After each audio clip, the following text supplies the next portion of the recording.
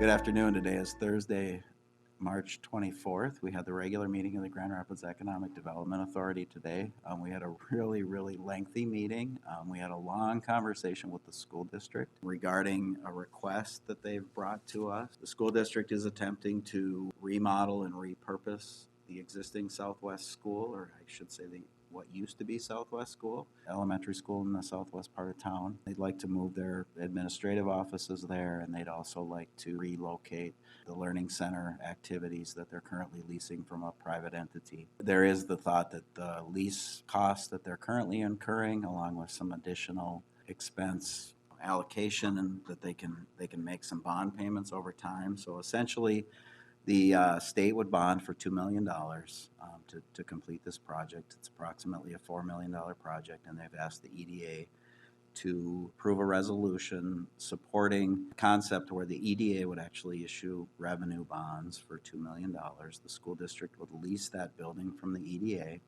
over a 10-year period. The lease payments from the school district would cover the EDA's bond payments, and then at the end of the 10-year period, we would transfer that building back to the school district. We, as an EDA, had several questions. We had Superintendent Matt Gross was here to answer some questions, as well as their lobbyist, Lauren Solberg. So we got a lot of information from the school district and a lot of information from Lauren. We also had our bond counsel on the phone as well, and so they answered some questions. We, as an EDA, would certainly like to help the school district. There is $2 million worth of state bonding money that would not come from the local community. So obviously $2 million would come from the local school district, which essentially is the local community, to complete this project. And so there's some benefits there. We also have a lot of questions about how we protect ourselves.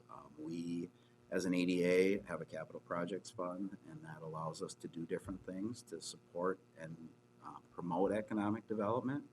And we want to make sure that we don't encumber that fund at all by issuing bonds and having that liability, or if there's ever a gap between the amount of lease payments that we receive and the bond payments that we have to make, that encumbers our capital projects fund. So we want to make sure that we are protected 100%, that we're able to continue to do what we're supposed to do as an EDA, which is provide opportunities for economic development in our community.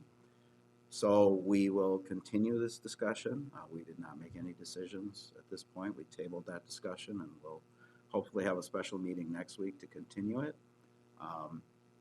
Anyways, so it was a really long conversation. We got a lot of information to digest, and we'll continue to move forward, and we'll either entertain that project or we won't. The other items on our agenda, we did get an update from Rob on the ASV Yanmar expansion project. That project is continuing to move forward. The MIF application, which is a forgivable loan from the state, was submitted, I believe, last week. There have also been additional conversations with IRRR. I believe that they will be on the next agenda for the Iron Range Resources and Rehabilitation Board. They're currently looking for a $350,000 grant and $1 million in financing, a portion of which would be forgivable based on job creation. That project continues to move forward, and again, that's a very exciting project for our community with a lot of additional jobs. And then finally, we did elect a new slate of officers. The authority nominated me as president again. Al Hodnick is our vice president going forward for the next year, and Corey Jackson will be our secretary treasurer. So thank you and have a great day.